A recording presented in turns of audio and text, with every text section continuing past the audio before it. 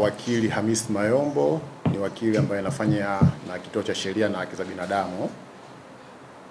Kwenye shauri ambalo leo limetajwa na Mahakama Kuu ya Tanzania, Masjala Kuu ya Dodoma, ni shauri la kikatiba na vile vile ni shauri la haki za binadamu ambako lilifunguliwa katika Mahakama Kuu Masjala Kuu ya Dodoma.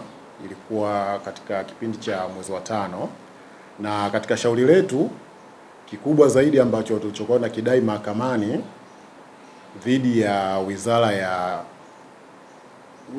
ya Kilimo, Wizara ya Afya, Baraza Kuu la Mazingira pamoja na Mwanasheria Mkuu wa serikali ni kudai usitishaji au upunguzaji wa uzalishaji wa zao la tumbaku katika Tanzania. Kwa hiyo tunapozungumzia tumbaku, tunaizungumzia tumbaku yenyewe kama yenyewe pamoja na product zake au mazao yake ambayo yanatokana na tumbaku. Kwa hiyo shauri letu lilifunguliwa ambako liliweza kusikilizwa, pande zote mbili waliweza kuleta majibu, lakini vile vile tuliweza mahakama iliamua kwamba shauri hilo lisikilizwe kwa njia ya maandishi. Kwa hiyo sisi kwa upande wa waleta maombi au petitioners tuliweza kupeleka maelezo yetu, na vile vile upande wa pili wakaweza kutujibu. Lakini vile vile sheria ilikuwa inatuhitaji kwamba kama tutakuwa tunahitaji sisi wa upande wa waleta maombi tulete maelezo ya nyongeza, kitu ambacho tulichokifanya. Kwa hiyo baadaye mahakama ilipanga tarehe ya kusikilizwa kwa kutoa hukumu. Kabla hajatoa hukumu, mahakama ilitutumia tena summons au wito kwamba tunahitajika mahakamani. Kwa hiyo pande zote mbili tuliweza kufika mahakamani, lakini tulipofika mahakamani, mahakama ilitoa pingamizi ambako ilitaka kama mawakili wa pande zote mbili tuweze kuiaddress mahakama. Kama mnapofahamu kwamba sasa hivi dokumenti zote za kimahakama zinafailiwa katika mtandao wa mahakama, electronic system. Lakini sasa sisi nyaraka yetu ya maelezo yetu ya mwanzo ilikuwa inaonekana kwamba hayaonekani. Lakini kwa mujibu wa rekodi zetu sisi tuliweza kufaili, na ndio maana upande wa pili waliweza kujibu.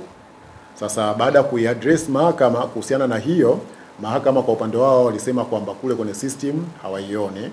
Hivyo baada ya hapo tarehe 25 mwezi wa 9 walitoa ruling au maamuzi madogo kwamba hatukuweza kufaili hayo maelezo yetu, na kiutaratibu wa kisheria kwamba unaposhindwa kufaili hayo maelezo, yani manake kama wewe ni mleta maombi au mlalamikaji katika hiyo kesi, yani manake shauri lako linatupiliwa mbali. Inaitwa kesi inatupiliwa mbali, dismissal for want of prosecution.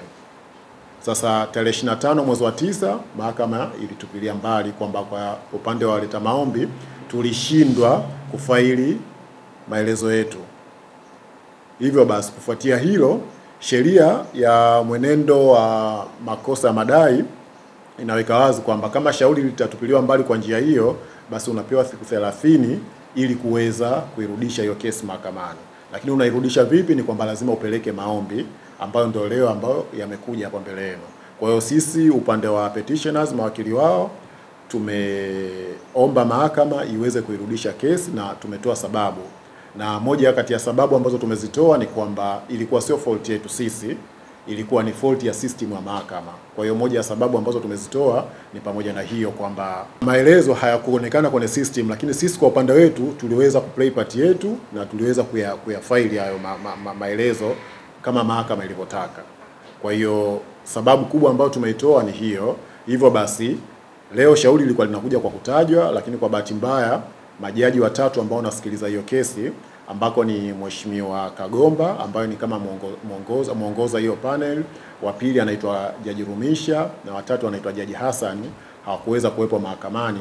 Kwa hiyo Mheshimiwa msajili wa Mahakama Kuu pale Masjala Kuu Dodoma aliweza kuja kuiahirisha kesi hiyo.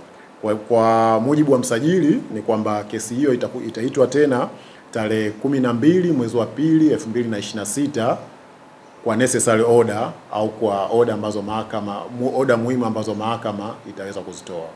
Kwenye kesi yetu ya msingi ukitoa tu upingaji wa tobacco, lakini vile vile kulikuwa kuna issue ya kimazingira.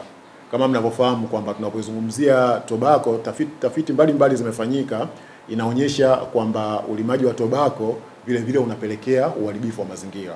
Kwa hiyo kwenye shauri letu hatukuangalia tu swala la tobacco na product zake zinavoleta magonjwa kwa wananchi, lakini vile vile tumeiangalia tobacco katika swala zima la uharibifu wa kimazingira.